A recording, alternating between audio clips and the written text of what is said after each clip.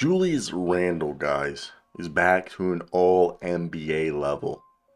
This is a man that, if you hadn't been watching him, you would be like, it's just Julius Randle. Nah. Last year was a down year. There was injuries. He didn't have a guy like Jalen Brunson and RJ Barrett hadn't. I mean, RJ Barrett was playing, but like Julius Randle was being forced to do a lot more, and I feel like that made his stats go down. But this year, 24 and a half points a night, 46% from the field, 34% from three, 10 and a half boards. The man's a walking double double, 4 assists a night.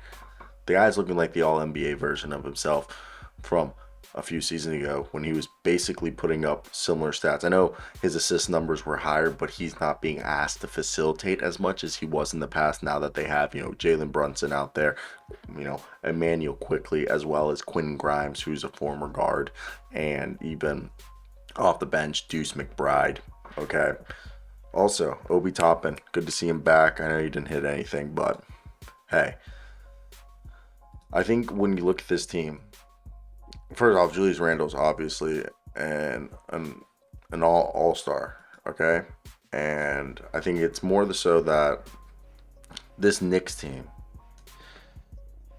I think Julius Randle doesn't get as much credit as the leader that he is. I know that he's not a guy that we're gonna sit out here and be like, oh, he's this huge leader, okay, but I think he is one of the Knicks cornerstones at this point, and a guy that people need to respect. And this is a team that currently has the eighth best offense, the 10th best defense. And I always say this, it's a proven stat that teams that make it to the NBA Finals, teams that make it to the Eastern Conference and the Western Conference Finals, just the conference finals in general, typically are teams that are top 10 in offense or defense and then top 15 in offense or defense.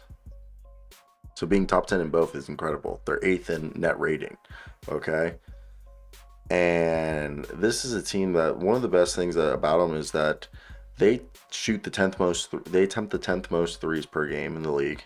And yes, I know they're falling at 33%, but just the fact that they're putting out those threes, and with the rotation tightening up that I've said, that seems like the rotation they'll be running for as long as everyone's healthy. Mitchell Robinson, Julius Randle, Jalen Brunson, RJ Barrett, and Quinn Grimes as starters. Then you have Hartenstein as Robinson's, backup. Then you have Obi Toppin as Julius Randle's backup. Then you have Emmanuel quickly and Deuce McBride as the backups for RJ Barrett, Jalen Brunson, and Quinn Grimes.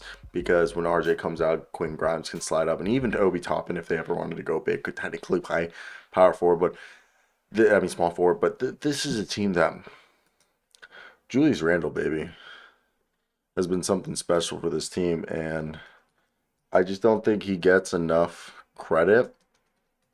And I'm not even gonna sit here and be like I'm a Julius Randle fan, because I'm not.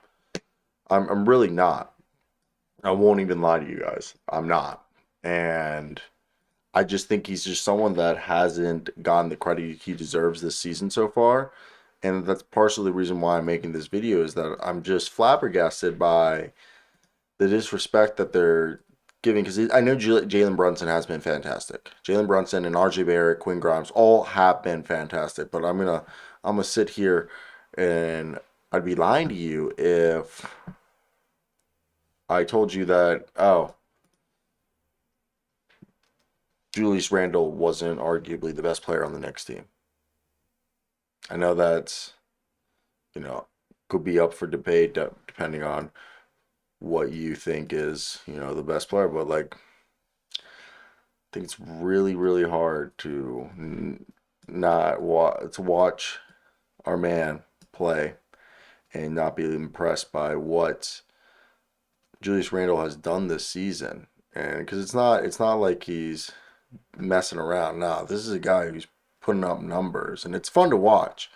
It's the defense, it's the passing, it's the rebounding. He's a leader. I mean, the guy was a lottery pick, a top 10 pick for a reason. And I don't think people remember what Julius Randle had to go through, because this is a guy who broke his leg, what, the second game of his career? Okay? And he's just worked and worked and worked, and I think that's just something that I don't think enough people have given him credit. What he's developed a jump shot because he was drafted in an era like this. I think the same draft that Julio Okafor, and this was when people were still, you know, Julio Okafor was the number one pick or the third overall pick or whatever it was, and he was an old school center. When you have a guy like and Julius Randle was caught in the mix of that, where he was himself an old school type of power forward who was able to develop his game on the fly and become a different type of player that was needed from him, you know? And I personally think that's just something that's overlooked and underrated in the development of Julius Randle. So that's where I want to hear your guys' thoughts down below. Do you guys agree with me? And yeah, bye.